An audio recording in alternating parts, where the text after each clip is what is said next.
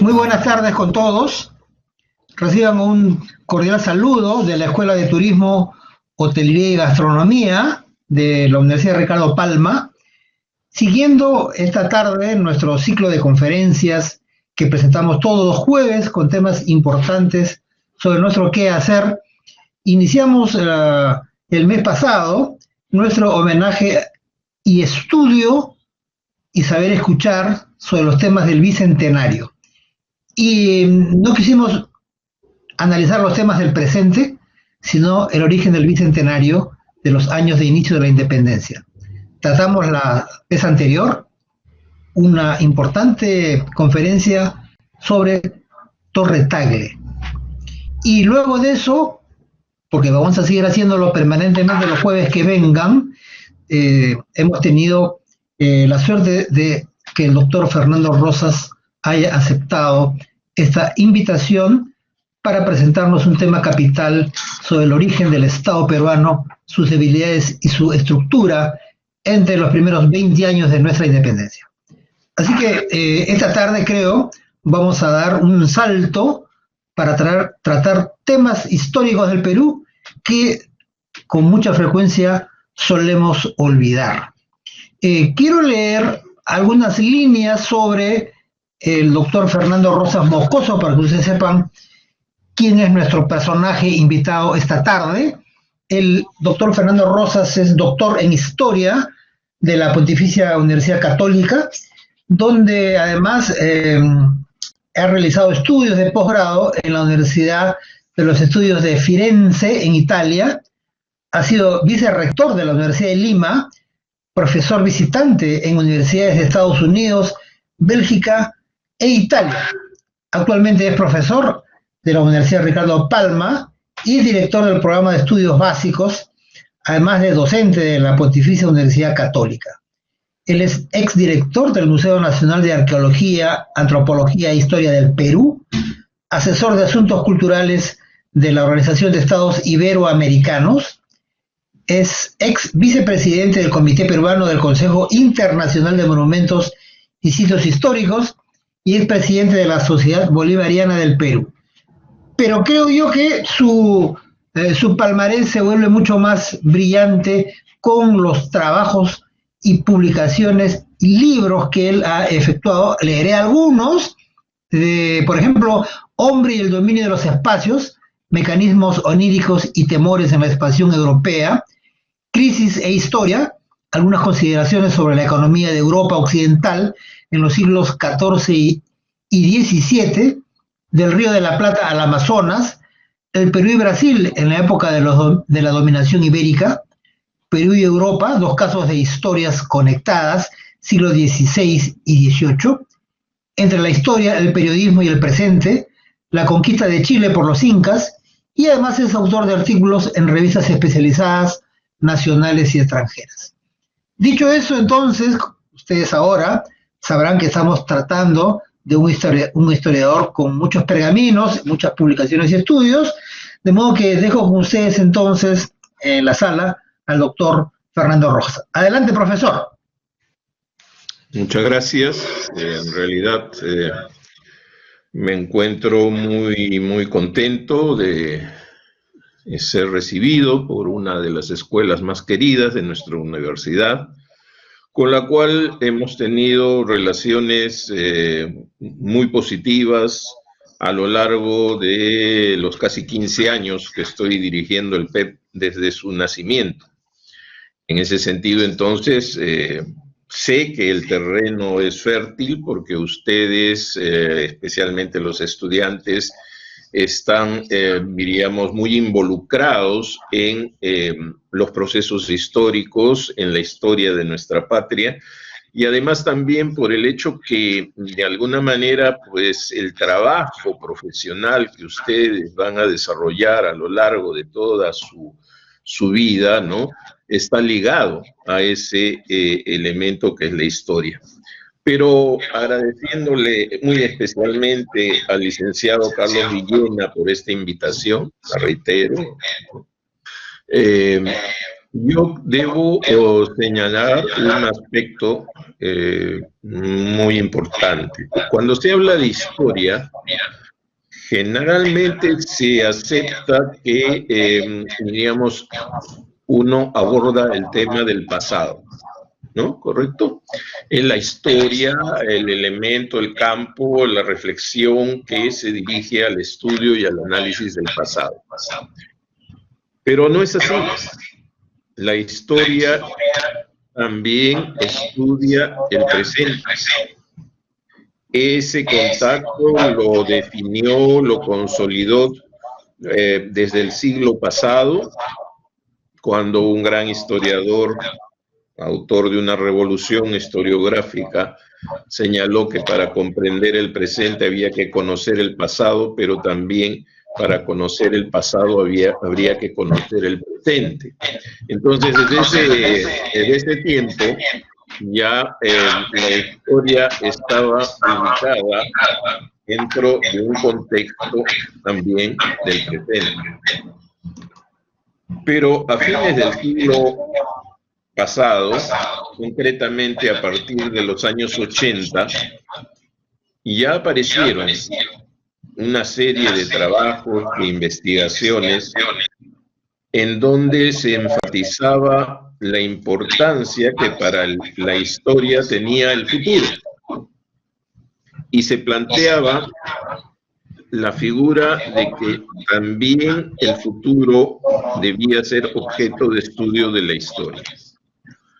Han transcurrido más o menos 30 años de esa época o etapa, y en este momento, como la gran mayoría de las ciencias sociales, existe una especie de proyección, no solamente teórica, sino también ya concreta en investigaciones hacia el futuro. Entonces, pasado, presente y futuro se relacionan, se integran y comparten ese inmenso espacio que es el tiempo dentro del análisis histórico. Evidentemente, si hablamos de futuro, no vamos a pensar que el historiador va a decir qué va a ocurrir en el 2154, 18 de octubre, porque no se trata de consultar una bola de cristal, tirar los naipes o cosas por el estilo. De lo que se trata es de una tendencia en el análisis, de una proyección en el análisis. Entonces, ¿por qué esta mención? Porque, como usted lo ha señalado, señor director, en estos momentos los temas centrales para nuestro país son dos. En primer lugar, el tema del bicentenario. Y en segundo lugar, el tema de la pandemia. Estos dos elementos, diríamos, uno de naturaleza conmemorativa, positiva de alguna manera, y el otro de un carácter mucho más destructivo, dramático, inquietante. Entonces, frente a estos dos temas, ¿no?, surgen espacios de reflexión muy interesantes. Claro, el tema de esta tarde, que voy a desarrollar en los próximos minutos, está referido a la debilidad de las estructuras, ¿no?, del Estado naciente del Perú, que se va a proyectar de 1821 a 1841-42. Uno dice, pues bueno, ¿no?, este es un tema esencialmente histórico, pero no es así, es también un tema del presente, y lo estamos viendo a través de todo lo que hemos vivido en las últimas semanas. Desde esa perspectiva, entonces, estamos integrando un escenario de hace 200 años con lo que se está viviendo en estos momentos. A nadie escapará la existencia de una debilidad de las estructuras del Estado peruano actual, en especial las estructuras políticas, por ejemplo, ¿no? Todo lo que se refiere al plano político. Desde esa perspectiva también, ahora, mucho más que en los últimos años, a nadie escapa que estamos viviendo una crisis económica tremenda, ¿no? Entonces, por ahí también tenemos un material de reflexión importante.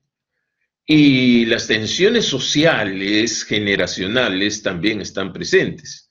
Si no, pues, ¿cómo no resaltar el papel fundamental de la generación del Bicentenario, ¿no? Esta nueva generación que ha tomado la posta de la renovación, del cambio, pero también del hartazgo, de la resistencia frente a aspectos que inicialmente podrían haber sido, pues, de repente muy coyunturales, pero que a la vista se nos manifiestan de carácter estructural, consistente en las raíces mismas de nuestro Estado.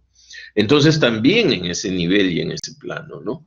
Y bueno, claro, no vamos a tener las grandes celebraciones que se hicieron en la época del centenario de la independencia en 1921, durante el gobierno del presidente Leguía, grandes fiestas populares, grandes fiestas diplomáticas, grandes celebraciones, regalos al país por parte de las comunidades extranjeras, etcétera. Esto no va a suceder, estamos en medio de una pandemia, pero sí, de todas maneras, estamos llegando a eso. Y ahora llegamos, lo he dicho hace un par de días en la inauguración de un seminario internacional que estamos organizando en el programa de estudios básicos y que va a durar también hoy, mañana y toda la próxima semana, en 3 días de la próxima semana. Lo hemos señalado, ¿no? De una especie, pues, de visión un poco anodina, ¿no? Sin mucho espíritu, nos estamos enfrentando a la celebración del Bicentenario con algunos elementos muy positivos, como la esperanza, a pesar del dramatismo y del sacrificio, la alegría, ¿no? De algo que se busca conquistar, que se busca desarrollar. Entonces, quizás estas palabras que aparentemente no tendrían nada que ver con el tema central de nuestra conferencia, de lo que vamos a desarrollar, sí tienen sentido, ¿no? Porque no solamente estamos viendo asuntos que se han desarrollado hace 200 años, que están presentes hace 200 años, sino que nos han acompañado a lo largo de nuestra historia y que en algunos casos todavía siguen presentes en nuestro país. Siglo XXI, avanzado ya, son 20 años que hemos transcurrido desde el 2000. Entonces, desde esa perspectiva, mi enfoque inicial para ubicarnos, ¿no? Nos ubicamos en el pasado, pero también estamos en el presente y probablemente también estemos construyendo algunos elementos de interpretación hacia el futuro. Pues bien, el tema está ya planteado y yo quisiera ayudarme con 2 o 3 elementos referenciales, ¿no? Para ordenar la presentación y poder quizás aclarar más lo que debemos centrar en nuestra exposición. Voy a hacer como en las clases, me disculpan, ¿no? Acá yo les estoy presentando un mapa, ¿no? Un mapa en donde diríamos, la delimitación recoge los elementos de esa época a partir de los tratados, las reales cédulas, porque estamos también frente a un tema, pues, que es, diríamos, anterior a la independencia, ¿no? Y inmediatamente posterior. Entonces, acá nos encontramos con un territorio, ¿no? Que es territorio del Virreinato del Perú originalmente, y que reconocemos de repente por sus clases, ¿no?, de formación histórica del Perú o las clases que ustedes tienen al interior de la misma escuela. Como se puede ver, elementos saltantes de esto está el famoso retorno al virreinato del Perú de la Comandancia General de Maynas, que nos ha permitido pues llegar al presente con una parte importante del territorio amazónico, ¿no? Durante un corto tiempo, con la creación del Virreinato de Nueva Granada, esta comandancia general pasó a ese virreinato y lógicamente significó pues una merma considerable de nuestro territorio, porque todos los territorios al norte del Amazonas, ¿no?, se incorporaron a este nuevo virreinato que se creó a inicios del siglo XVIII. Pero felizmente, digámoslo así desde una perspectiva peruana, el territorio de la Comandancia General de Maynas fue devuelto al Perú por una real cédula, ¿no?, en 1802. Entonces, el mapa de los finales del Virreinato del Perú recoge ya esa situación. Pero hay que particularizar acá dos cosas. Ustedes ven que el territorio que después va a ser ecuatoriano es una especie de lengua que penetra al interior del territorio del Virreinato del Perú y que termina casi profundamente dentro de su territorio, ¿no? El extremo de esa proyección o lengua que se proyecta al sur es Jaén, ¿no? Y bueno, vemos que al costado, diríamos, hacia el Pacífico, hay pues una parte del territorio del virreinato peruano que está referida a Guayaquil y a su entorno, mientras que al oriente está pues el territorio de la Comandancia General de Maynas, ¿no? Entonces, ¿qué sucede? Es que de acuerdo a la Real Cédula, todos los territorios que estaban del otro lado de los Andes y que definían ya ríos navegables se retornaba al virreinato peruano. Entonces, esa figura convierte pues al futuro Ecuador en esa lengüeta de proyección hacia el sur. Y por otro lado, Guayaquil, bueno, pertenecía al virreinato peruano. Los puertos más importantes del virreinato peruano, y eso desde antes del siglo XVIII, eran Guayaquil, Paita, Callao y Arica, ¿no? Esos eran los 4 puertos importantes del Perú virreinal.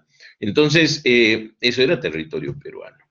Entonces, por ahí esta figura, ¿no? Y es por eso que hasta los años 40 en nuestros mapas oficiales figuraba esta proyección que le quitaba pues al Ecuador un gran espacio, un gran territorio.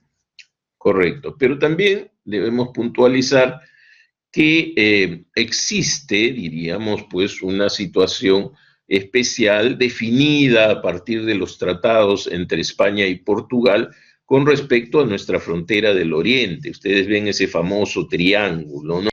En esos pactos firmados en 1750 y 1777, los portugueses y los españoles acordaron que el límite entre los dos territorios hacia la zona sur del Amazonas debía partir de una línea imaginaria que se trazaba desde las nacientes del río Yavarí hasta el río Madeira. El río Madeira es uno de los principales ríos del corazón amazónico del Brasil, y bueno, ¿no?, hasta ese punto en donde la línea imaginaria llegaba al río Madeira, se entendía que hacia el sur eran territorios del virreinato peruano, hacia el norte territorios del virreinato de Brasil.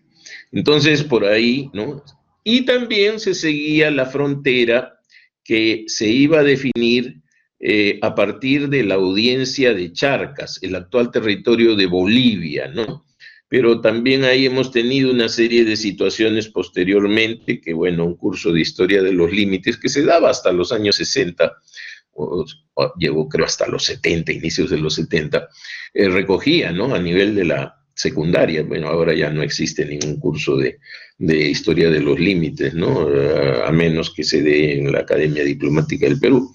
Pero, ¿qué sucede, no? El virreinato del Río de la Plata fue creado en 1777, o sea, le quitaron al virreinato del Perú extensos territorios que implicaban pues el Alto Perú, en otras palabras Bolivia, ¿no? Con su principal audiencia, la audiencia de Charcas, y lo incorporaban al gobierno virreinal de Buenos Aires, ¿no? La capital del virreinato del Río de la Plata era Buenos Aires. Entonces, desde esa perspectiva, todos estos territorios pasaron a formar parte del virreinato del Río de la Plata. Y pasó incluso a formar parte del virreinato del Río de la Plata Puno. Pero, felizmente también, la corona, antes del proceso de independencia, la corona española determinó el retorno de Puno al virreinato peruano, porque se consideraba que estaba muy lejos de Buenos Aires y que su proximidad con la costa del Pacífico era mayor y por lo tanto su comunicación y su cercanía con Lima. De alguna manera, eso era cierto, ¿no?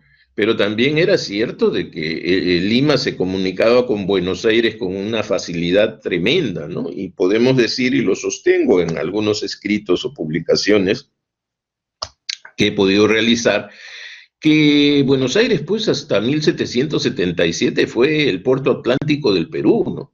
El Perú, el virreinato del Perú llegaba hasta el Atlántico, ¿no? El Río de la Plata pertenecía al virreinato del Perú, ¿no? Sin embargo, la creación del virreinato del Río de la Plata, pues, cercenó esa parte del territorio. Y en muy breve comentario les diré que la creación del virreinato del Río de la Plata estuvo muy vinculada a acontecimientos históricos de la zona, ¿no? De la zona del Río de la Plata, porque los portugueses habían fundado una población frente a Buenos Aires que se llamó Sacramento, ¿no? La nueva colonia del Sacramento, y a partir de eso pues le hacía una competencia tremenda a Buenos Aires, y la corona empezó a preocuparse pues que por ahí iba a salir toda la plata del Perú.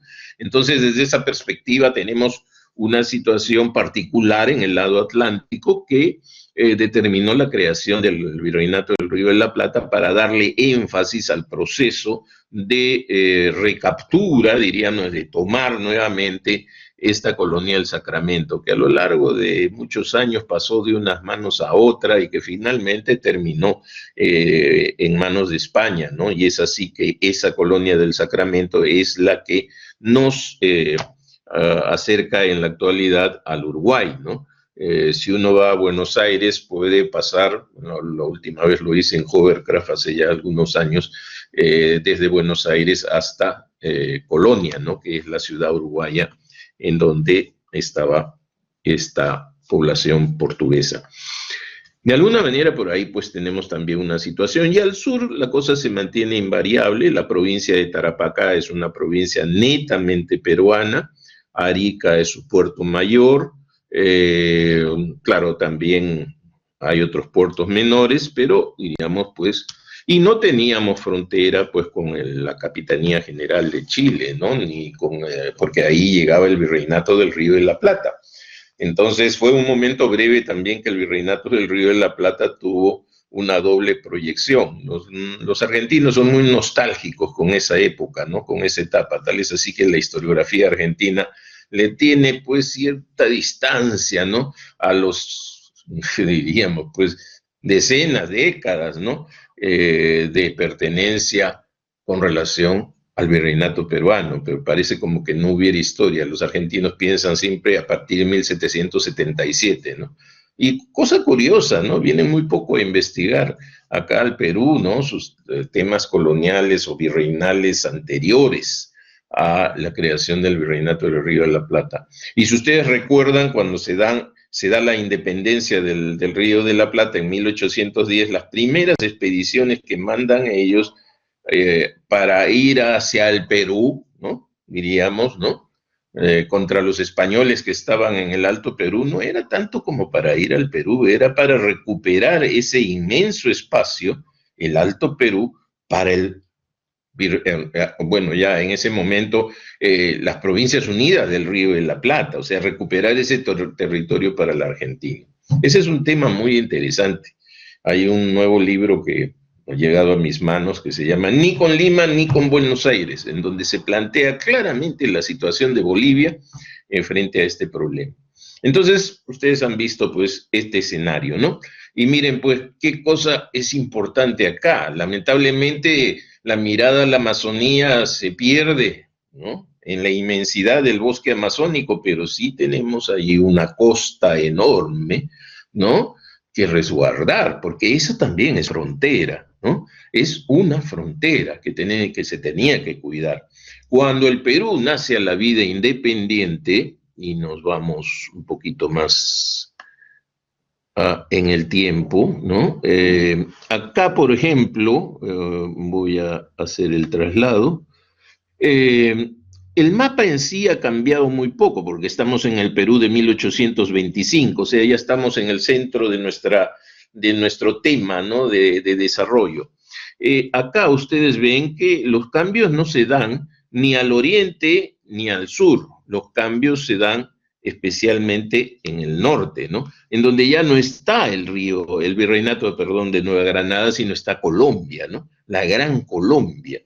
Y ustedes ven que hay dos notas muy importantes. La pérdida de Guayaquil para la nueva República Peruana y la pequeña ganancia, cosa excepcional en nuestra historia porque nunca hemos ganado territorio, siempre los hemos perdido. El triángulo de Sucumbíos al norte y la provincia de Jaén quizás sean los elementos más destacados, pero son minúsculos en función a lo que hemos perdido, ¿no? Entonces ven que, ¿no? Jaén ya está incorporado al Perú. Cuando se da el proceso de independencia, la población de Jaén escoge pertenecer al Perú, ¿no? La libre determinación de los pueblos.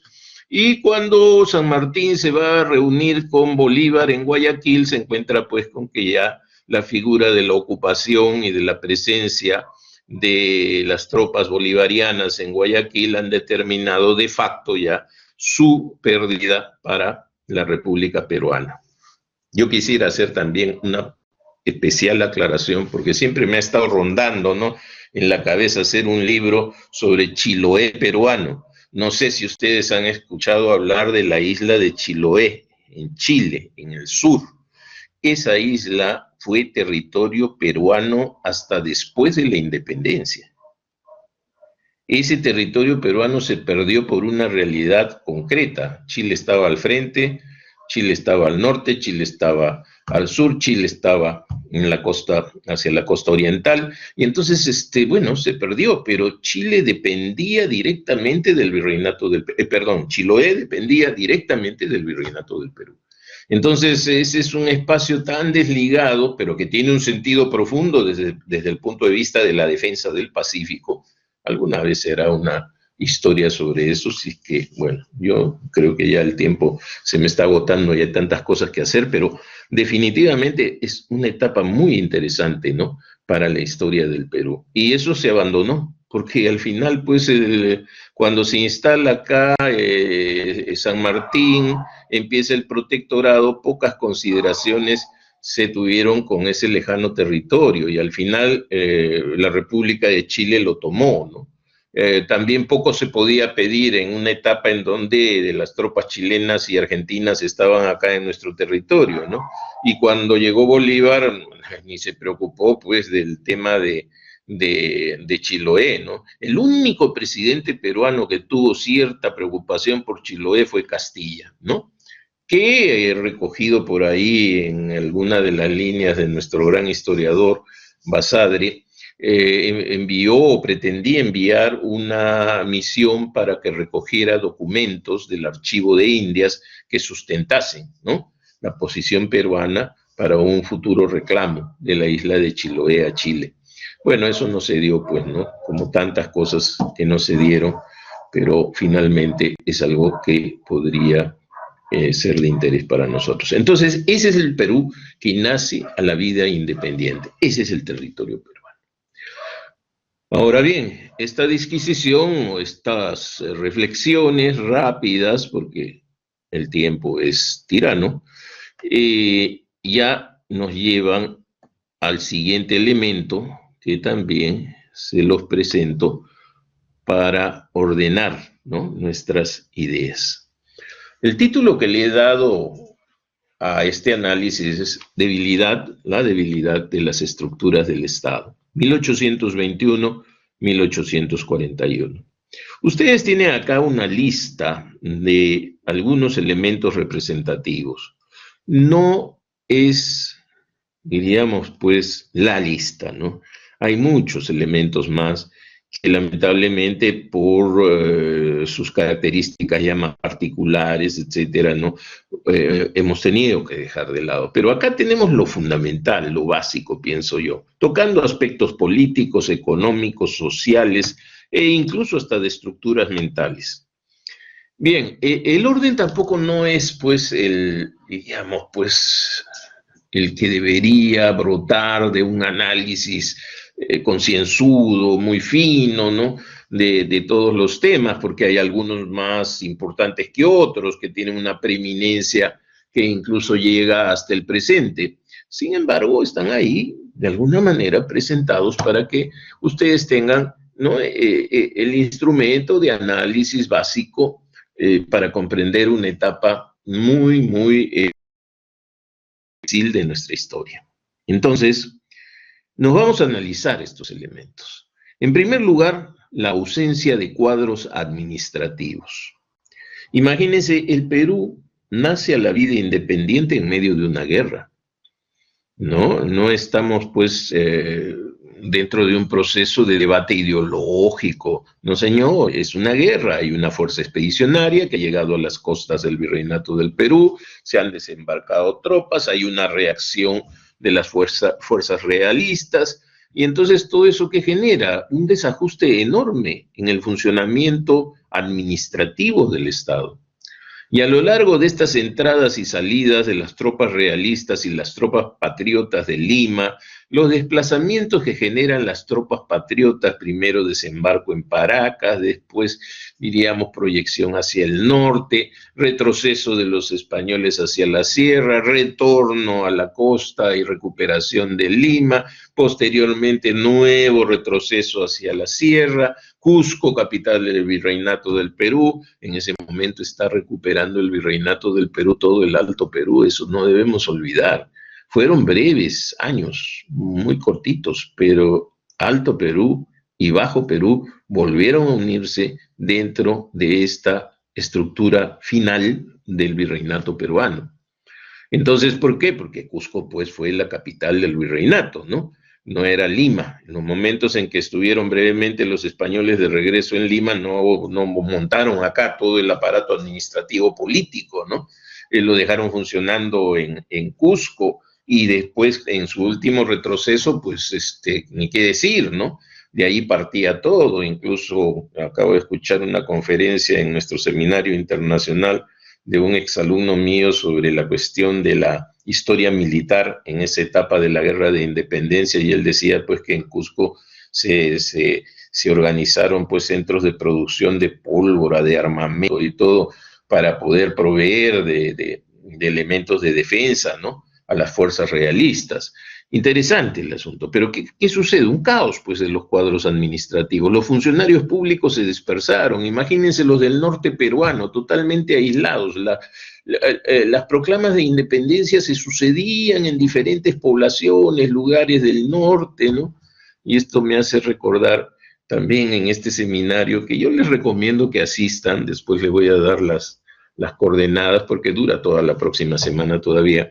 Me estoy acordando de una ponencia en donde se señalaba que proclamándose la independencia en Cajamarca, ¿no?, estaban reunidas, pues, las autoridades más representativas en el palacio, pues, del lugar, ¿no? Y de repente, pues, tocan la puerta, ¿no? Y ahí los funcionarios, los amanuenses, dicen, bueno, se trata después de una delegación de indígenas que ha llegado. Y bueno, pues se está proclamando la independencia, nadie iba a rechazar la presencia de esos personajes, además eran del lugar, ¿no? Cajamarquinos, dirían. Los hacen entrar, Y el líder pide la palabra y dice, bueno, pues, muchas gracias, se ha proclamado o se va a proclamar la independencia, eso es motivo de alegría para todos, qué sé yo, pero agradeciendo eso, ahora nosotros queremos manifestar nuestra, diríamos, pues, preocupación por el retorno de los incas al poder, ¿no? Entonces acá traemos este mensaje, ya ustedes lograron la independencia, la proclamaron y ya hay toda una situación nueva en este territorio, pero nosotros pues venimos a reclamar la instauración nuevamente del Tahuantinsuyo. ¿Se imaginan eso? Esto lo recogió un historiador, Valdemar Espinosa, sobre un libro, ¿no?, que escribió sobre Cajamarca, ¿no? ¿No? Restaurar el Tahuantinsuyo, imagínense. Bueno, pero ahí está, pues, ¿no? Entonces, ¿qué pasa? Hay un desorden generalizado. Entonces, los cuadros administrativos están, pues, dispersos. Algunos han dejado el asunto para luchar por sobrevivir, porque indudablemente nadie espera, pues, una paga regular en medio de esas situaciones, ¿no? Y ese caos administrativo tiene que ver con el desconcierto, con una serie de factores, pues, que hacen que no solamente en el campo de la economía, sino en el campo de la seguridad, de la cultura, de todos los aspectos de la vida cotidiana, la seguridad al interior de las ciudades, por ejemplo, ¿no? Todo eso pues se venga abajo, ¿no? Porque todo está en función de la guerra, ¿no? Y las noticias de la guerra, y las derrotas, y los triunfos, etcétera, ¿no? Entonces, caos administrativo. El segundo elemento es la reducida clase ilustrada y la gran masa indígena. ¿Qué cosa es eso? ¿Qué se entiende por clase ilustrada? En realidad es un término, pues, que viene del siglo XVIII, la ilustración. Nos estamos refiriendo a la élite, ¿no?, que tiene una formación intelectual, una formación, pues, que le permite, claro, en principio, pues, no es un grupo de analfabetos, ¿no? Es un grupo que tiene un conocimiento de la realidad política, social, económica, que está al día en las lecturas, ¿no? De a veces libros prohibidos que llegan por lo bajo, ¿no?, de contrabando al virreinato peruano inicialmente, y que, bueno, con la República van a llegar en cantidad, ¿no? Libros, pues, poco, diríamos, pues, amigos del Estado virreinal, ¿no? Entonces, esa gente vinculada a la universidad, que ejerce una profesión o que pertenece a un grupo económicamente poderoso, con conocimiento, con información y todo lo demás, ¿no? Ahí tenemos un grupo elitista, es un grupo reducido, ¿no? Pero al lado de esto hay una gran masa indígena. La población indígena de este estado en transición es enorme en comparación con la élite ilustrada. Claro, dirán ustedes, pero hay pues de repente otros elementos intermedios como la llamada plebe urbana, los sectores populares de las ciudades, ¿no? La plebe urbana, una clase, entre comillas, media, para que se tenga una idea de la cosa, pero los extremos son los que están pesando acá, ¿no? Indudablemente dentro de la clase ilustrada surgen pues los lectores del Mercurio peruano, ¿no? Algunos que hayan escuchado el discurso de Baquijano y Carrillo, ¿no? O de repente pues hayan leído, ¿no? Cosa bastante especial, la carta a los españoles americanos de Vizcardo. Y al otro lado la masa indígena. Una masa que está afectada. Recuerden, 1780, la rebelión de Túpac Amaru, ¿no? Es indudablemente una masa indígena ya sufrida, ¿no?, por el proceso que siguió a la muerte de Túpac Amaru, ¿no? Entonces, ¿qué hacer con esta masa indígena, no? Se van perfilando algunos elementos, ¿no?, que después van a alimentar proyectos, ¿no?, a lo largo del siglo XIX y principios del siglo XX, que tienen como centro, de repente, el énfasis en la educación, ¿no? Hay que educar a esa masa indígena, hay que convertirlos en ciudadanos, pero también tiene sus contrapartidas, sus rechazos, en la medida en que de repente pues se puede entender que eso es peligroso, ¿no? Porque, ¿no? Ya preocupó en su momento la misma rebelión de Tupac Amaru, ¿no? ¿Qué pasa si esta gente, pues, no toma conciencia de su situación, de su estado y se revela? Y al final, pues, todos terminamos acá mal, ¿no? Ese proyecto de la educación va a ser bien discutido. Sin embargo, va a tener sus momentos de aplicación, ¿no? Pero miren, esto se llega a discutir hasta la llamada República Aristocrática a inicios del siglo XX, ¿no? Entonces, desde esa perspectiva, ¿no? ¿No? Hay un lastre acá, según algunos, ¿no? Y además es un lastre, pues, al cual no se le presta tampoco casi importancia al comienzo, ¿no? El tema del tributo indígena, de los derechos de los indígenas a la tierra, se fue manipulando, postergando, avanzando, retrocediendo, ¿no? Entonces, no hay, pues, un sendero o un camino perfectamente definido para digamos, incorporación de de este sector importante de la población, ¿no?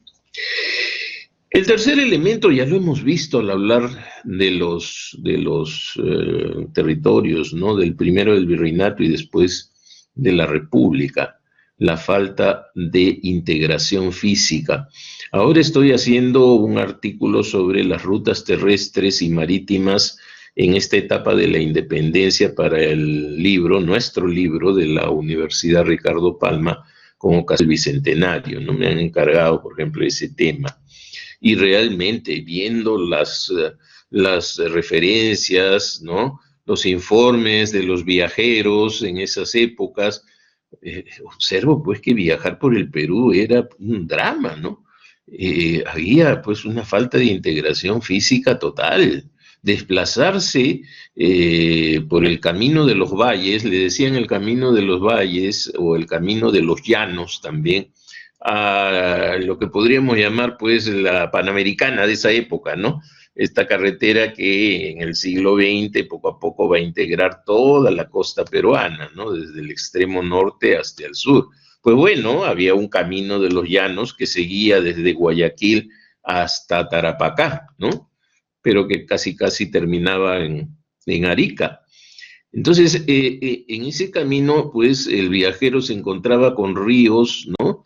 Que durante la época de lluvias en la sierra bajaban pues tumultuosos, tremendos, en donde vadear pues era un grave problema, la ausencia de puentes. ¿Por qué? Porque el resto del año, ¿no? En época de seca, ya esos ríos pues se podían cruzar fácilmente sin ningún problema, ¿no? Pero además en los llanos, ¿no? Los desiertos, ¿no? Que significaba pues que las gentes se extraviaran, que los animales murieran de sed, toda una serie de problemas. Pero transitar por las sierras tampoco era fácil, ¿no? Es una tarea pues gigantesca, ¿no? Alturas, el clima inclemente, ¿no? Y claro, uno se pregunta, ¿y qué pasaba con los caminos incas, el Capañán, ¿no? ¿A dónde estaba? Pues ahí estaba el Capañán, ¿no? Pero ¿qué pasa? Durante la época del virreinato, el Capañán se descuida, salvo intereses particulares de determinadas autoridades españolas, con preocupaciones concretas desde el punto de vista económico, por ejemplo, zonas de salida hacia la costa, comunicación entre valles interandinos, pero muy puntual. Ese camino se fue deshaciendo.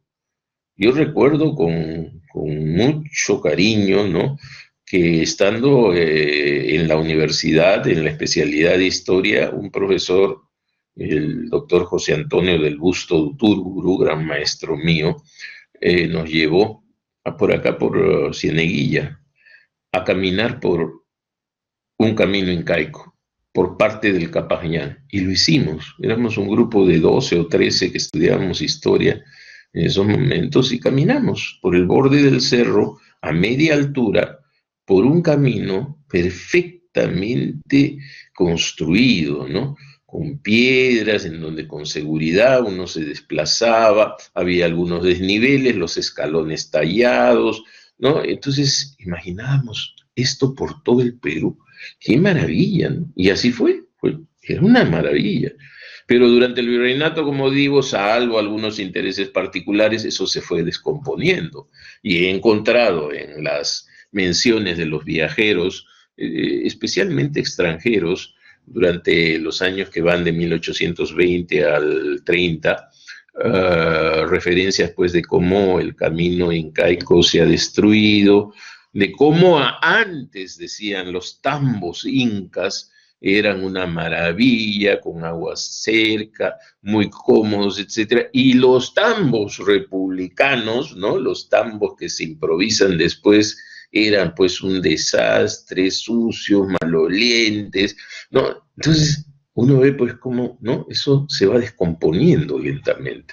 Transitar por la sierra, transitar por la costa era pues difícil, ¿no? Entonces, ¿qué cosa lleva eso? A una falta de integración física.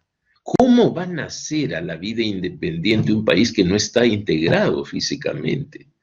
Es realmente un parto terrible y doloroso, en donde el ejercicio de poder del Estado no llega a todos los espacios, en donde las autoridades no están presentes en todos los lugares, ¿no? Imagínense, ¿no? Hay una debilidad tremenda en eso. Pueblos aislados, con una vida autónoma. Para la constitución de un Estado-nación, el control del espacio físico es fundamental. En donde se da el ejercicio de poder, ¿no? Está todo integrado, ordenado. Pero en donde ese ejercicio de poder no llega, se generan autonomías, independencias, una supervivencia, ¿no? Política que indudablemente genera una debilidad, especialmente frente a las amenazas externas. Volveremos sobre esto. Miren, el siguiente punto es la crisis económica por guerra de independencia. Es una guerra larga. Hay que tener en cuenta que esto está gravitando desde 1820 en adelante, ¿no? Claro, termina con la capitulación de Ayacucho el 24, pero los castillos del Callao, el Real Felipe sigue resistiendo, ondeando la bandera de España, ¿no? Prácticamente hasta todo el 25. Entonces, es una guerra larga, y es una guerra que desgasta, que destruye. No solamente se trata de los muertos, ¿no? El balance de difuntos y heridos, ¿no? Se trata de todo lo que significa el enfrentamiento, la logística, la movilización de recursos para la guerra. Los realistas estaban aislados de España. Siempre pensaron en que iba a llegar una escuadra libertadora, no de la libertad de los patriotas, sino de la libertad y del ejercicio del poder español acá en estas tierras. Nunca llegó esa expedición.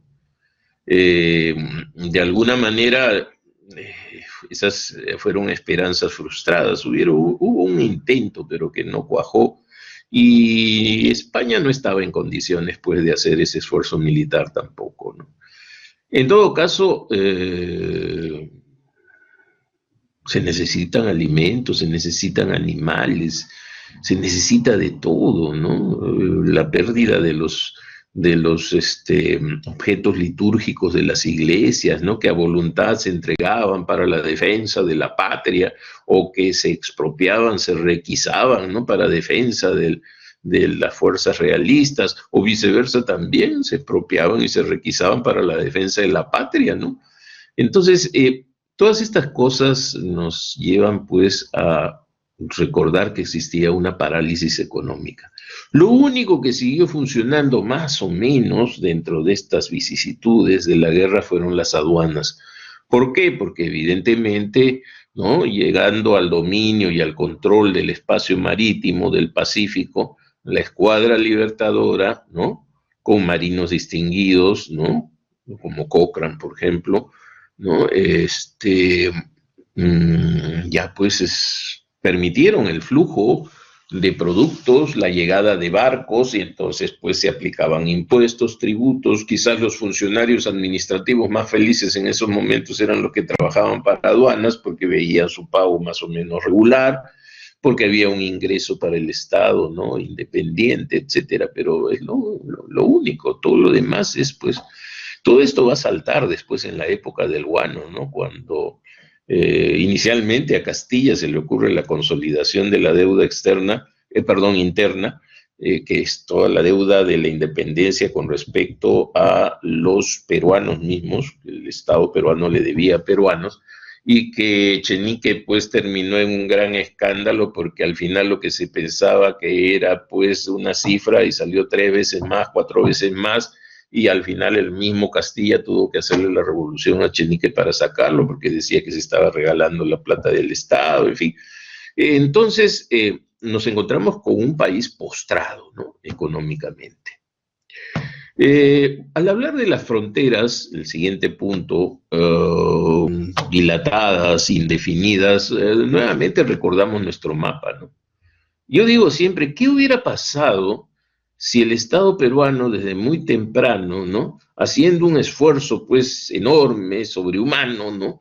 Hubiera llegado a establecer un puesto militar, ¿no? En ese punto donde la línea imaginaria llegaba a tocar el río Madeira, ¿no? Algo que le permitía los tratados, y que el Imperio del Brasil, cuando llega a independizarse, también acepta, ¿no?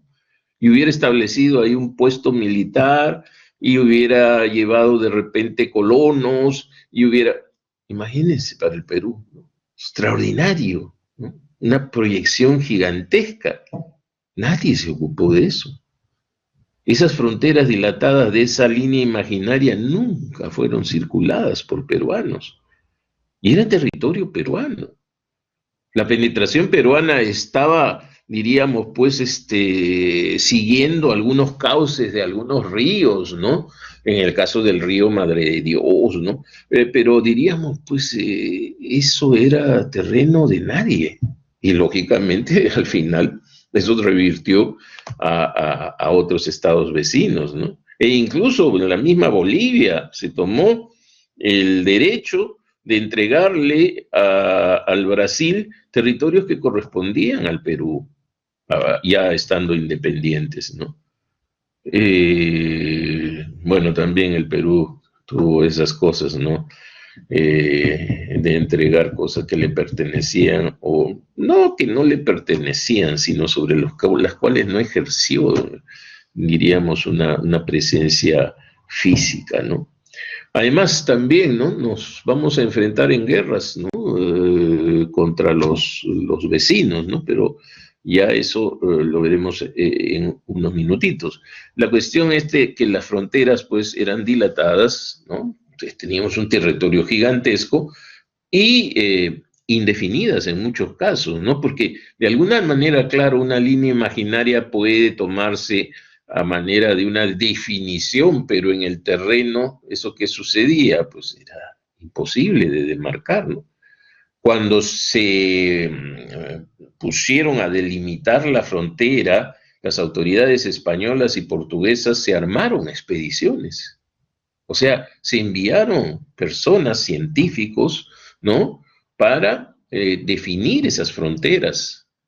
Sin embargo, pues la maraña amazónica, todos los problemas hicieron de que la cosa no caminase mucho. En el norte, por ejemplo, se definieron esas fronteras incluso con monumentos de piedra, ¿no? Un viajero francés, Lacondamine, pasando por ahí, por esas zonas, ¿no? En las fronteras amazónicas que delimitan lo que actualmente pues es Venezuela con el Brasil. Por esas zonas se encontraron, pues, encontró, ¿no? Concretamente una especie de hito, ¿no? Monumento, ¿no? Pero después de años ya eso había desaparecido. ¿Qué pasaba? Las lluvias y todo lo demás, pues, borraba del mapa cualquier hito que se pudiese fijar o poner, ¿no? El otro tema es el centralismo, ¿no? Y eso pues lo vivimos hasta ahora, ¿no? De alguna manera, a pesar de que hablamos de la descentralización, pero es que no es tan sencillo descentralizar, y menos con el titubeo y los intereses de por medio que existen en estos momentos, ¿no? Yo recuerdo que en algún momento, a fines de los 90 por ahí, me pidió una editorial española que hiciera una especie pues de historia del Perú, ¿no? Y que tocase también temas del presente como la descentralización, en unos fascículos que iba a sacar después, creo que el Comercio. Y la cuestión es que en esos momentos había la idea pues de construir macroregiones, ¿no? Y cosa interesante, ¿no? Y bueno, ya estaba eso, el proyecto político definido, y finalmente no se llegó a nada, ¿no? Y para solucionar el asunto, no, pues que todos los departamentos sean regiones, ¿no? La salida más limitada, obtusa, diríamos, ¿no? Cuando se necesitaba, ¿no? El tener una descentralización más orgánica, históricamente sustentada también, ¿no? Porque el sur de Ayacucho no vive en función al norte, uno no se podía desplazar de Parinacochas a Huamanga, era imposible. Si tú estabas en Parinacochas, Paucar del Sarazar ahora, y querías irte, ¿no?, hacia Lima, tenías que bajar a la costa y te ibas por barco, ¿no?, al puerto de Chala. Y tener que litigar en Huamanga, no, señor, litigamos en Ica. Entonces, ¿qué pasa? Ica, el norte de Arequipa, el sur de Ayacucho conformaban una región de por sí. Los límites departamentales no tienen ninguna función acá. Sin embargo, pues bueno, todo se quedó en la nada, ¿no? Y Lima sigue imperando. Claro que ahora la pregunta es, ¿descentralización para qué? ¿Acaso las regiones invierten todo lo que tienen? Hay una carencia absoluta de proyectos, y los pocos que hay, bueno, ya saben cómo están envueltos, ¿no? Una serie de problemas legales. Bueno, pero eso es ahora, ¿no? En esas épocas el centralismo pues es total, ¿no? Primeramente por la falta de integración física, y después por la falta de interés concreto, ¿no? Entonces, Lima, ¿no? Acá está el poder, la fuente del poder, ¿no? Acá se deciden las cosas. Y eso le da debilidad a estos estados. Claro, hay en las zonas lejanas, como yo dije hace unos minutos, una especie de voluntad de supervivencia, ¿no? Y entonces ahí, por ahí, pues sobreviven, ¿no? Con una autonomía, etcétera. Pero ese es un problema serio. Las guerras externas, justo lo que me iba a referir hace unos minutos, pocos, tuvimos guerra con la Gran Colombia, muy temprana, y eso tiene que ver pues con la salida de Bolivia y todo el tumulto que se genera. Ojo que debemos recordar el caudillaje en estas épocas, ¿no? Porque todos estos 40 años es una etapa pues de inestabilidad política total, ¿no? Los caudillos se suceden y todo esto genera guerras externas, que no son en el fondo tan externas, porque todos, bueno, al final podríamos decir, teníamos una patria común. Claro que no es así, pero tampoco éramos, pues, Francia y Alemania, ¿no? Durante muchos momentos de la historia europea. Con Bolivia, por ejemplo, ¿no? El hundimiento del caudillismo en su ya expresión postrera, Gamarra, cae derrotado en Ingavi por las tropas bolivianas y bueno, ¿qué hubiera significado si Bolivia se hubiera puesto los pantalones ahí, exigiese al Perú territorio, qué sé yo, de repente el retorno de Puno en medio de una derrota peruana, ¿no? La pérdida en la guerra con la Gran Colombia le costó pues al Perú enormes recursos, ¿no? Y también a su clase política, ¿no? Entonces estas guerras externas agravaron las cosas. Y ahí tienen, ya acelero un poco porque ya estamos en un límite horario, la invasión de textiles británicos. Claro, ustedes dirán, pero ¿qué tiene que ver eso? Es algo muy puntual, ¿no? Pero tiene que ver. Es un elemento interesante.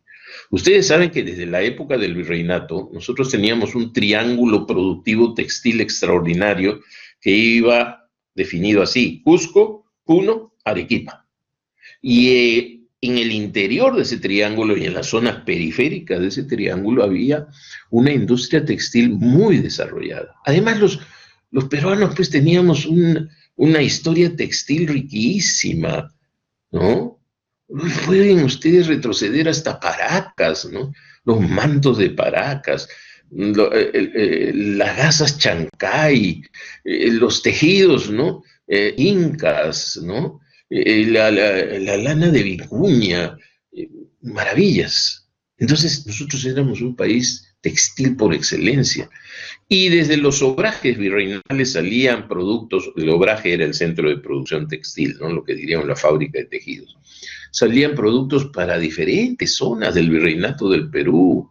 Llegaban estos tejidos hasta el noroeste argentino, quizás hasta Buenos Aires, por el norte se iban hasta Panamá.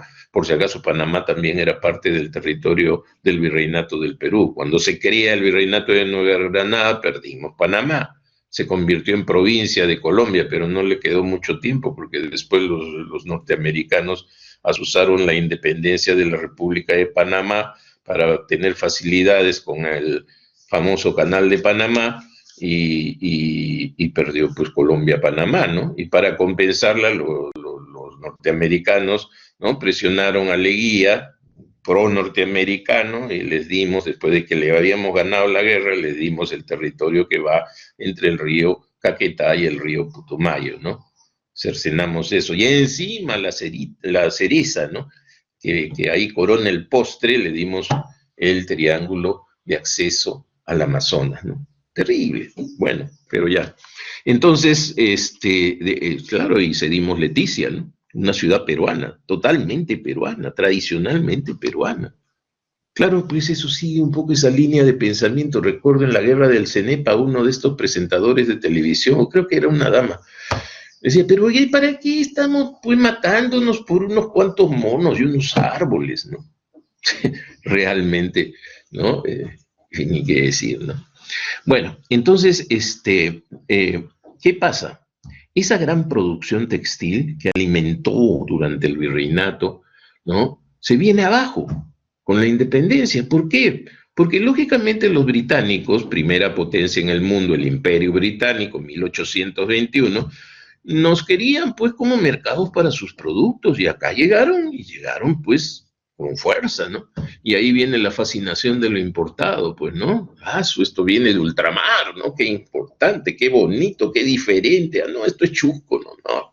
Entonces acá, ¿no? Y entonces la venta, ¿no? Y la penetración y la desestabilización de centros productivos de larga tradición. Ojo que la apertura británica no se da en el campo de los textiles únicamente, se da también en otros campos, ¿no? Como el caso de nuestra tradicional herencia británica, bueno, en este caso, pues británica, sí, el consumo de whisky escocés, ¿no? Nosotros somos el país que tiene mayor consumo per cápita de whisky en América Latina, ¿no? Por lo menos lo fuimos hasta hace 2 años, no he visto las últimas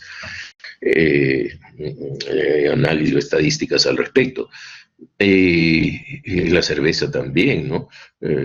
Bacchus y Johnston, claro que ahí está mezclado con un norteamericano, pero bueno, entonces acá estamos viendo un trasfondo negativo, terrible, para, ¿no? Nuestros escenarios productivos a partir pues de ya nuestra independencia. Y el último punto, la falta de liquidez. Liquidez me estoy refiriendo pues al circulante monetario, ¿no?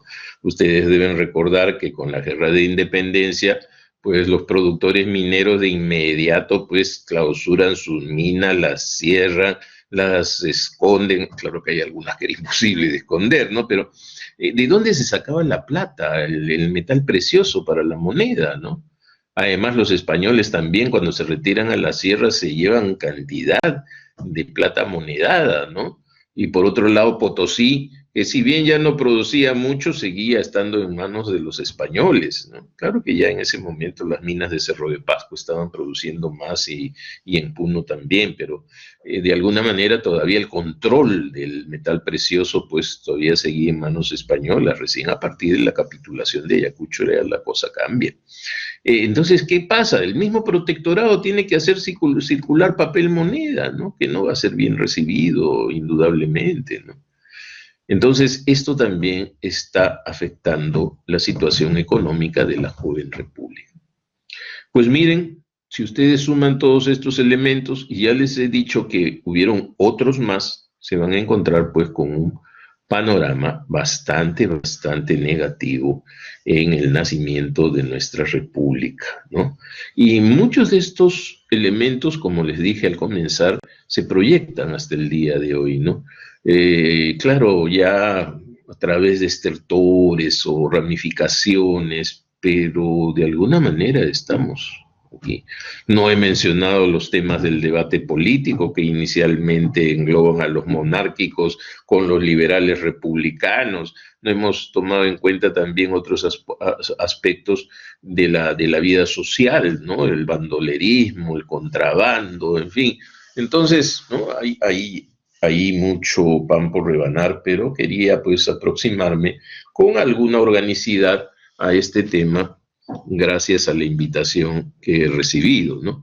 Y también yo los invito, en estos momentos se está desarrollando el seminario Visiones del Perú. Cualquiera puede entrar por Facebook Live, ¿no?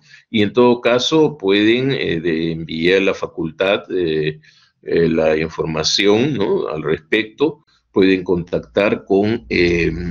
se llama Seminario Internacional Visiones del Perú. Y tenemos, ahorita se está desarrollando el seminario, he tenido que hacer un paréntesis en mi presencia, ¿no?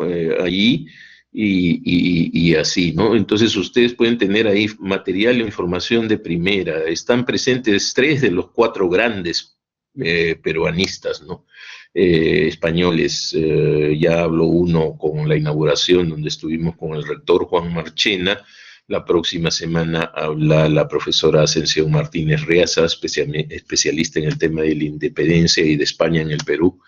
Y cierra el jueves próximo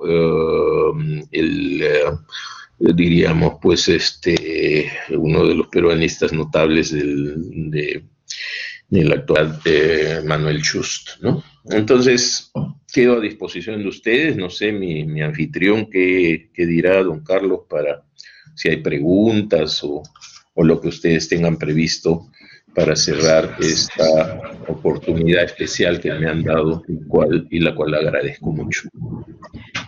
Doctor Rosas, muy buenas tardes nuevamente con usted, para agradecerle vivamente su presentación, que creo que nos ha dejado muchas reflexiones entre manos, especialmente aquella que quisiera decirle, lo que usted nos ha explicado, pareciera que usted se ha estado refiriendo en realidad al 2001 y 2020, porque lo que usted se ha señalado, falta de liquidez, estamos en ese momento.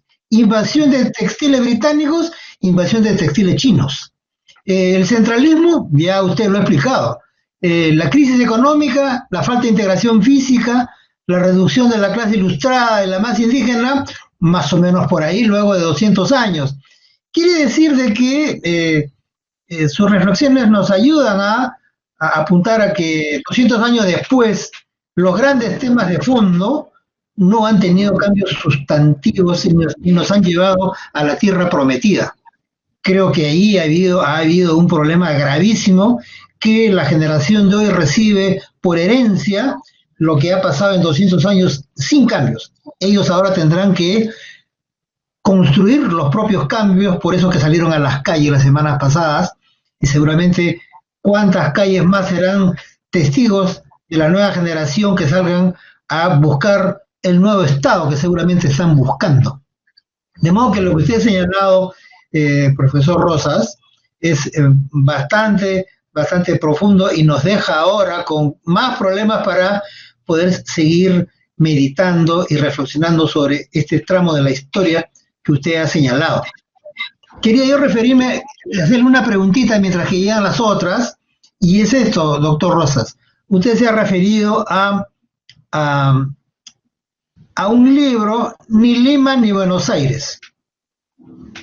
Creo que tengo yo la impresión de que este libro ha sido escrito naturalmente recientemente, pero esa tesis, ¿qué cosa es lo que sostiene doctor Rosas? Bueno, es un libro que acabo de conseguir por autor boliviano, un historiador boliviano, no lo tengo presente en este momento porque recién lo tengo de hace pocos días, pero ya lo he hojeado, uno de los placeres fundamentales del tener los libros, que no lo puedes hacer con el ebook, ¿no? Por lo tanto, yo soy defensor del libro. Y es un autor boliviano que justamente explica ¿por qué Bolivia se hace independiente? Porque en Bolivia aparece una facción, diríamos, pro-limeña, pro-peruana, una facción pro-argentina, ¿no?, de Buenos Aires, y otro sector que defiende la autonomía de Bolivia. Entonces, generalmente el Vox Populi dijo, no, Bolívar pues le ordenó a Sucre que le diera la independencia a Bolivia, nos quitó Bolivia, el Alto Perú, que debía ser peruano. Bueno, pues el asunto no es así, ¿no? ¿Por qué? Porque en realidad el sector político más fuerte de Bolivia apostaba por una independencia. Pero había un grupo que defendía su reintegración a Buenos Aires, porque ellos habían formado parte del virreinato de Buenos Aires, del Río de la Plata. Y había otro grupo más nostálgico, más conservador, que buscaba el retorno al virreinato del Perú, ¿no? Antes de 1777, pero ya eran pues 50 años después, ¿no? También, entonces de las tres posiciones, la peruana era la más débil, ¿no? Y eso pues se analiza, ¿no? Apenas termine el mare magnum de cosas en el que estoy metido ahora, me voy a dedicar a leerlo con mucha, diríamos, atención, ¿no? Sí. Muchas gracias, doctor Rosas. Le quiero proponer algo que tal vez pueda ser interesante para usted. Usted que es historiador está en búsqueda de fuentes primarias, secundarias, y seguramente necesitará muchas manos. Entonces, tal vez algunos alumnos nuestros, conozco a varios que les gusta la historia. Tal vez algunos alumnos nuestros puedan ser ayudantes de usted para conseguirles datos, informaciones, tal vez eso pueda ser interesante para usted, doctor Rosas, se lo ofrezco, tengo alumnos de verdad que les gusta la historia, así que ahí le dejo, ahí le dejo ese dato. Con mucho gusto, porque no sé si ustedes tienen las prácticas preprofesionales, ¿no? Sí, las donde una de las cosas más interesantes, bueno, es la docencia, la investigación, los viajes, las visitas, etcétera, pero también aspectos pues históricos que se pueden alcanzar a través de un control muy serio del trabajo que se hace, ¿no? Entonces, desde esa perspectiva, yo les estaría abierto a la colaboración. Les sugiero que si hay algún contacto que quieran establecer, utilicen mi correo institucional, fernando.rosas, ¿no? @urbedup. Ok, doctor Rosas, acá vienen las preguntas. Acá vienen las preguntas, doctor Rosa, que le pido a usted pudiera responder. La primera pregunta viene de nuestra distinguida alumna Dianela López Oblitas. Dice, buenas tardes, ¿usted considera que si escenificamos la reducida clase ilustrada y la gran masa indígenas a la actualidad, se puede explicar la actual crisis política que vivimos? Ya que, como sabemos, durante años la gran mayoría de representantes del gobierno no tuvieron como principal objetivo desarrollar o incrementar el nivel de educación al Perú. Gracias. Bueno, eso en parte es cierto, pero las circunstancias ya han cambiado, ¿no? Evidentemente, ahora yo no podría hablar de una masa indígena, ¿no? En el sentido de que ya se ha producido un proceso histórico de larga duración de mestizaje, de integración, aunque todavía existen determinados sectores o bolsones un poco más aislados, etcétera, pero que ahora ya no, pues con esta fluidez que nos dan las comunicaciones y después de la pandemia con mayor fuerza aún, con los desplazamientos, los procesos migratorios, etcétera. Pero sí hay una responsabilidad en lo que se refiere a la educación pública. No estamos hablando de una masa indígena, en donde la pollera se ha transformado en el jean, en el pantalón femenino, en donde los elementos de identificación ya se van matizando con otros elementos, ¿no? Pero, ¿qué ha pasado? Lo que sí es que ha descuidado tremendamente, enormemente e irresponsablemente el proceso de consolidación y de incorporación y de consolidación de este sector importante de la población a través de una educación eficiente, efectiva, eficaz, ¿no? De alguna manera, a veces se planteaban las cosas así, ¿no? Cuanto más educas, más problemas tienes, ¿no? Y entonces hay que dejar las cosas así, pero yo no diría que se trata de eso, sino más bien se trata de una inercia, de una especie de irresponsabilidad, ¿no? Lo que yo veo revisando así es históricamente las estructuras del Estado peruano a lo largo del tiempo son la definición de estereotipos, de paradigmas, ¿no? En donde, por ejemplo, si no tienes plata no puedes hacer nada, ¿no? Eso no es posible, ¿no? El hecho de que haya una carencia de dinero no impide que uno pueda hacer cosas. Y los sectores populares, porque más indígena tendríamos que hablar de sectores populares, lo han demostrado, ¿no? Su reacción de tipo colectivo, ¿no? Que puede estar representado pues, en los vasos de leche, en fin, los grupos de organización vecinal, etcétera, ¿no? Entonces, no es que se trate de una masa indígena, ya eso desapareció. Acá nos podríamos hablar de una masa de ciudadanos postergados o descuidados por el Estado peruano. Bueno, siguen las preguntas por acá, doctor Rosas. Pregunta el profesor David Carreño, ¿por qué nuestro país tiende siempre a repetir sus hechos históricos? Bueno, eso tiene que ver con algo que los teóricos de la historia, y a eso le he dedicado, di una conferencia en el seminario el martes en la noche sobre las crisis en la historia. Importancia y evolución del concepto de crisis en la historia. En la historia existen elementos de carácter cíclico. ¿Qué quiere decir esto? Que se reproducen. No es que se repitan, en la historia nada se repite. Mucho se asoció a Fujimori con Leguía, ¿no? Los dos terminaron presos, uno muerto en prisión, bueno, el otro sigue en prisión, no hay que desearle la muerte ni nada por el estilo, pero los entornos, las camarillas, los intereses personales, la captura del poder y su mantenimiento a costa de todo lo que sea posible, y que al final un elemento externo como la crisis de 1929 lo vino abajo, ¿no? Pero no es que la historia se repita, lo que pasa es que existen elementos cíclicos, por eso es que se dice fácilmente la historia se repite, no se repite, ¿no?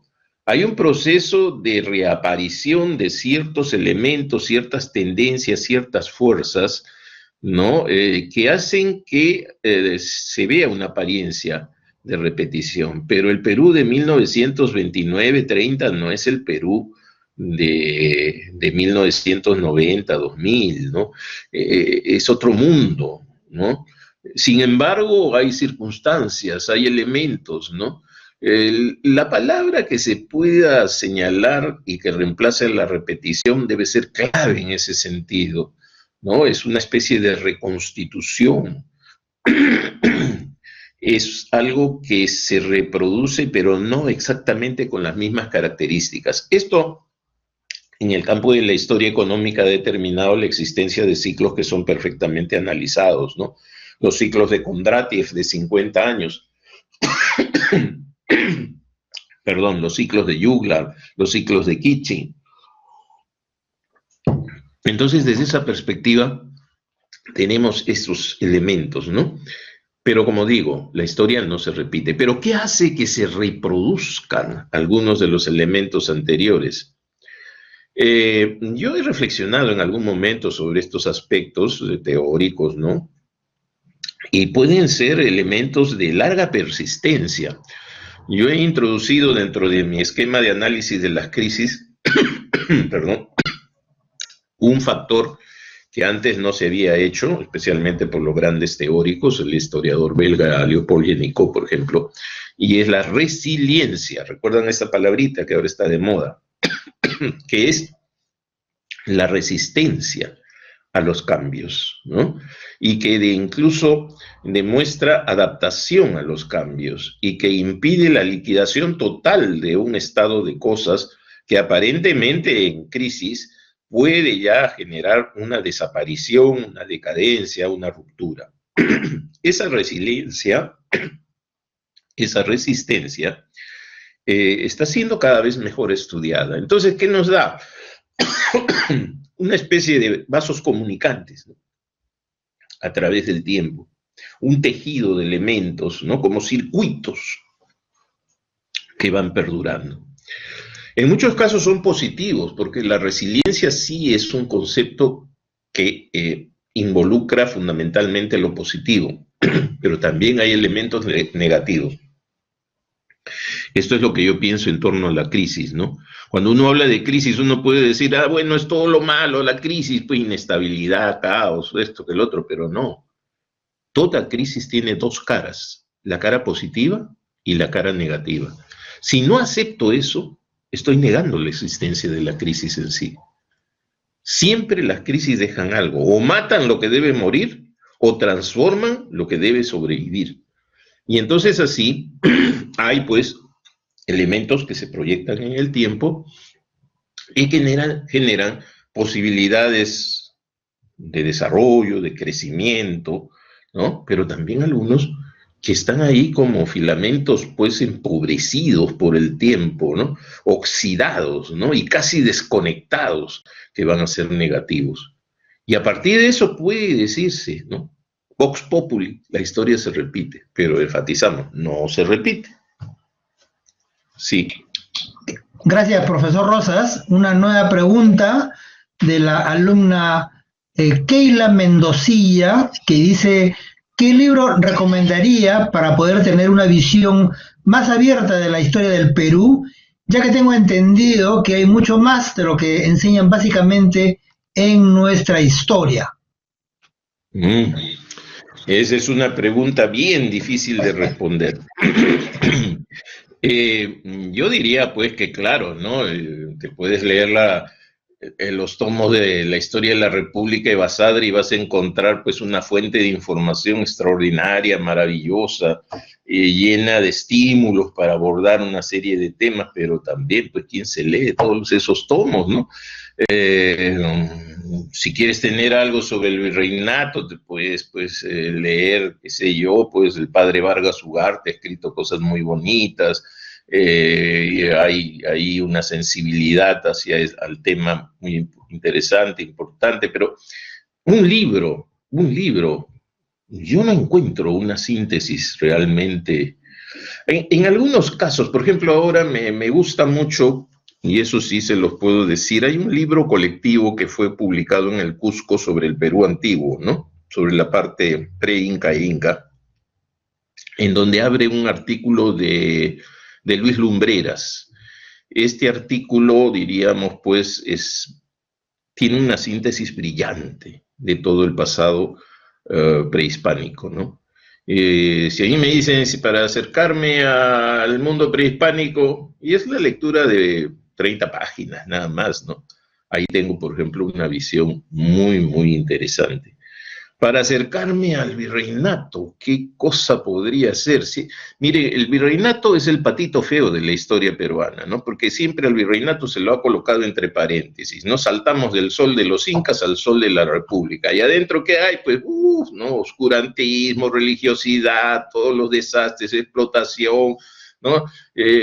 Robo, bueno, fatal, pues, porque tú no puedes negar ninguna etapa de la historia de tu país, de tu proceso histórico, no puedes poner bajo paréntesis. Y entonces poco se ha escrito en síntesis sobre eso. Y sin embargo, miren, lo confieso ante ustedes, lo he dicho también en alguno que otro lugar, para mí el mejor siglo de historia del Perú es el siglo XVII.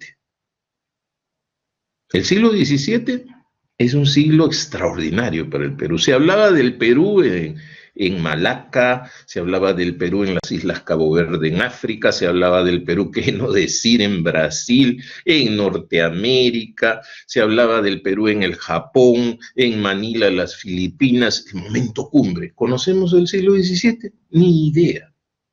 Y si yo no conozco el siglo XVII, no puedo conocer ni la Revolución Industrial, ni la Revolución Francesa, las bases del mundo contemporáneo. Entonces, se ha escrito pues muy fragmentariamente sobre el virreinato peruano. No hay una síntesis, ¿no? Que yo dijera, caramba, ¿no? Esto puede ser, ¿no? En el caso de la República, hay trabajos muy interesantes, ¿no? Análisis. Yo diría que el asunto toca el plano económico, pero da una proyección hacia los otros campos. El Banco Central de Reserva ha sacado una serie de volúmenes que se pueden adquirir individualmente sobre la historia económica del Perú. Y bueno, los volúmenes que se refieren a la parte, diríamos, ¿no?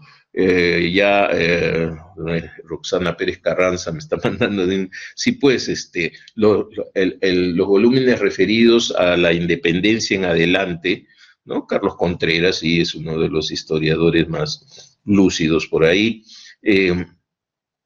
Me daría mucho pie para poder interpretar otros elementos de carácter social, político, etc. Los escritos de Carmen McEvoy también, ¿no? Una distinguida exalumna, fue mi exalumna, ¿no? Que ahora pues una de las grandes historiadoras y preside la Comisión del Bicentenario, ¿no? Para la celebración, diríamos, pues histórica del asunto. Ella tiene varios libros clásicos, La Utopía Republicana, por ejemplo, ¿no? Y bueno, ahí por ahí con Carmen McEvoy se puede avanzar. Y los de mi finado amigo, ¿no?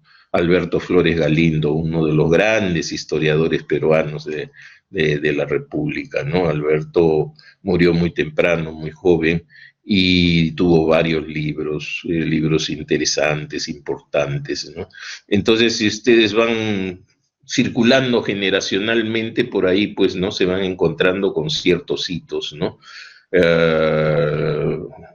Lo de Alberto Flores Galindo, incluso hizo un libro que es maravilloso, La República Aristocrática, con Manuel Burga, que lo sobrevive y es director del Museo de la Memoria actualmente, fue rector de la San Marcos, y por ahí, ¿no? Pero, como digo, es difícil encontrar un solo elemento, ¿no?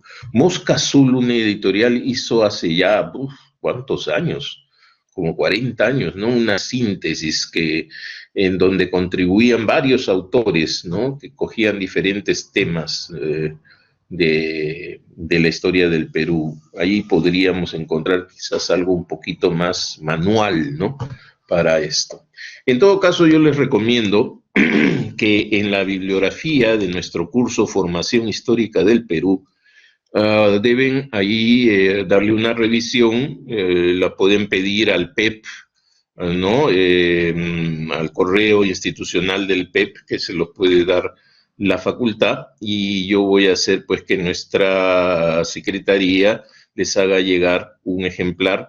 Ahí está, bien, diríamos, pues reducida, ¿no? Y práctica, una bibliografía que les podría ayudar en ese interés, ¿no? Acá me está enviando la señora secretaria PEP, el correo es PEP, ¿no? @urb.edu.pe. Entonces, por ahí. Pero ahora les confieso algo que me tiene muy preocupado, ¿no? Y hablando de la historia del Perú, por ahí ha salido una propuesta de ODACA, nuestra Oficina de Desarrollo Académico, para la reforma curricular en que se eliminan los cursos de historia, ¿no? Tanto historia de la civilización como formación histórica del Perú. Yo creo que eso ha sido producto de una mente pues totalmente desfasada, enfermiza, ¿no? Yo no sé cómo ha podido plasmarse eso ahora, justo que estamos viviendo todo lo que estamos viviendo. Y ustedes han visto en este momento cómo el pasado se integra con el presente y se proyecta hasta el futuro. Y es eso. Eliminar historia de la formación básica es como borrar del mapa todo y colocarte pues encima de una nada, ¿no? Flotando en un espacio totalmente gaseoso y sin sentido, ¿no? Ustedes deben estar atentos, seguramente la Facultad de Ciencias Económicas, yo creo que es un pilar importante para el desarrollo de esto y me da mucha alegría que esa facultad esté dentro del área de las humanidades. Aunque miren, eso de dividir humanidades y ciencias ya es obsoleto, pues, ¿no? Está bien, pues, que universidades antiguas como la Católica, por ejemplo, haga ese tipo de dividir, y es mi alma mater, ¿eh? Pero ya ahora ya no, la ciencia es una, la ciencia es del hombre y para el hombre. Entonces, bueno, nosotros estamos enviando una propuesta, ya le hemos enviado una propuesta a ODACA, pero y mantiene a todas las facultades así en vilo, ¿no? Este tipo de cosas. Claro que para algunos puede ser interesante, pero este documento salió antes de las marchas de las calles, o qué pasó, no sé, pero la cuestión es que es negar, ¿no? La esencia misma de nuestro país, y es negarle a los estudiantes la capacidad de poder transformar este país, ¿no? Es borrar del mapa todo, es como colocarlos en una posición pues totalmente anodina, ¿no? Improductiva. La historia es el combustible que mueve a la generación del bicentenario, porque ellos ya están hartos, y uno está harto, ¿no? Es vendarle los ojos, sí, realmente, uno está harto de que lo dejen así, ¿no? En la ceguera. Y además también le endilguen lo que le da la gana a los sectores que están en el control político o en el control económico, ¿no? Pero bueno, pues yo no creo que esto finalmente pase adelante, ¿no? Porque el rector y los decanos, pues, tendrán una posición mucho más seria, ¿no? Frente a esta situación. Además que Ricardo Palma ha sido tradicionalmente, pues, un centro de soporte de lo peruano, lo histórico, lo literario, pero también en los otros campos de la investigación, de cómo se llamen las ciencias duras o las blandas o lo que sea, ¿no? Eso como un comentario que, bueno, todavía está dentro de mí, ¿no? Agitándose, y la reforma curricular se aplica el próximo año, felizmente el 21-2, ¿no? Felizmente el 21-2. Muchas gracias, profesor Rosas. Aquí no es una pregunta, pero me parece que es muy interesante que usted escuche esto, que viene de un exalumno suyo, que es uno de sus hinchas, creo, así muy, pero muy, muy fuerte, y se ha declarado el primer voluntario para lo que acabamos de decir. De verdad que a mí también me sorprende mucho y al mismo tiempo me da gusto leer esto. Siempre admiré al doctor Rosas desde que me brindó clases en el 2007. Si puede considerarme para un grupo de investigaciones histórico-gráficas, sobre todo del campo del turismo y la economía, que es mi base. O sea que usted aquí ya tiene un primer voluntario, profesor Rosas. Vamos a abrir un registro y ese nombre será el primero en la lista. Sí. Después un saludo muy especial a mi alumno. Sí, su alumno es César Rodríguez Vergaray. Ya, perfecto. Dicho sea de paso, un distinguido alumno de nuestra escuela. Él ya es egresado, está en la lista de los egresados de nuestra escuela, a quien siempre le comunicamos las conferencias, y él siempre está presente en todas las que nosotros convocamos. Muy bien, lo felicito por ese permanente interés, ¿no? Y vamos a ver qué podemos hacer, pues. Muy bien, la profesora Roxana Pérez dice: doctor Rosas, ¿cuál es su opinión sobre los sucesos recientes en Ica, sabiendo que el agro se ha visto postergado por décadas, sabiendo que gran parte de nuestra historia ha tenido lugar donde se ubican tierras cultivables? Muy bien, yo creo que le responderé a mi estimada amiga, profesora del PEP en el área de inglés. Definitivamente el agro siempre ha estado postergado en el Perú, ¿no? Nos vendieron a lo largo del siglo XX algunas fórmulas en donde se potenciaba el proceso de industrialización, el crecimiento en base a eso, y el agro quedaba pues limitado a una especie de abastecedor de alimentos, de materias básicas, a buen precio, como debería ser, ¿no? Y si es que eso se cambiaba, se atacaba a fondo, un grave problema, entre comillas, y entonces una actitud de postergación totalmente malsana, ¿no? Que nacía de teorías que no conducían a nada y reproducían más bien modelos exteriores, en donde de repente por ahí uno que otro Nobel de la economía, ¿no? Decía, pontificaba, y a lo largo pues de toda la historia no funcionó el asunto, ¿no? Yo he escuchado a von Hayek, por ejemplo, que llegó a la de Lima en la época en que yo estaba por allá, y bueno, pues no, decía, pero esto no es para el Perú. Estaba más joven, pues estoy hablando de los años 70, 80, ya ni me acuerdo. Y la cuestión es que el agro ha sido siempre postergado, pero ¿qué pasa ahora? El agro ha revivido, y ha revivido de una manera, diríamos, pues extraordinaria. Ahora, yo no soy quien para decir si los elementos que caracterizan esa reactivación del agro son o no son positivos, ¿no?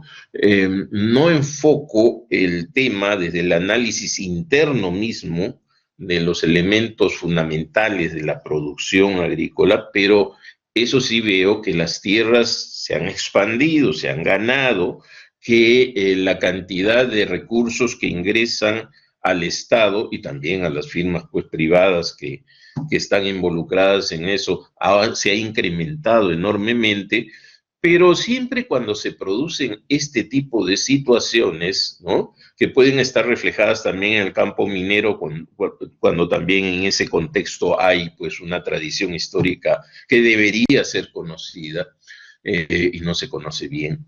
Entonces, yo no estoy diciendo de que eso esté bien en el sentido interno, ¿no? Puramente agrícola, pero que si ha habido un crecimiento, ha habido un crecimiento, ha habido más gente comprometida. Lo que entiendo por la información es que, diríamos, hay detalles en donde se está notando una sobreexplotación de ciertos elementos vinculados al ejercicio de la mano de obra, y que tienen que ver con estos tercerizantes, con estas empresas que ofrecen cierto tipo de servicios, que tienen que ver con ciertas resistencias a los beneficios laborales. En todo caso, no como economista especialista en el sector agrario, pero como historiador, sí yo veo que por primera vez se han liberado al sector agrario de esa, diríamos, explotación, de ese desinterés, de esa permanente exigencia que la obligación de ese sector es ofrecer alimento barato y punto, ¿no? Más allá no debe buscar espacios ni debe desarrollarse, salvo episodios ocasionales como la caña de azúcar o el algodón, que en su momento pudieron significar algún tipo de incremento. Ese es el estado de cosas desde un punto de vista histórico. Ahora, habría que analizar ya la parte técnica, ¿no? Y especialmente los aspectos laborales. Nuestra sociedad es compleja, nuestra sociedad está, diríamos ahora, articulando, englobando elementos cada vez más variados, disímiles, y lograr un equilibrio y lograr esa armonía es complicado, ¿no? Entonces acá también hay factores políticos de trasfondo, factores sociales, factores de ruptura de mentalidades, porque hay que tener en cuenta que la mentalidad es un aspecto muy importante, ¿no? Y debe ser tomado en cuenta, ¿no? Y ojo, la mentalidad rural de los grupos colectivos rurales es muy diferente a la de los urbanos, ¿no? Y entonces, ¿no? En el estudio de las mentalidades que se hace muy poco en el Perú, también, ¿no? Debe haber un capítulo, ¿no? Sobre este tipo de cosas. Entonces, esa sería mi aproximación a este tema tan actual en estos momentos, ¿no? Se están produciendo distorsiones y, lógicamente, también eso se da en un contexto político, es indudable, ¿no? El contexto político de transición, en donde hay intereses también de carácter político, sin y eso lo enfatizo, dejar de lado, pues, los reales, ¿no? Derechos y atribuciones y beneficios que debe tener ese sector importante de la población peruana, que, como digo, históricamente está en un proceso de recuperación. Dicho todo esto, doctor Rosas, le estoy muy agradecido en nombre de nuestra escuela y con esto también doy por terminada esta secuencia de su presentación. Muchas gracias. Gracias a ustedes, muchas gracias.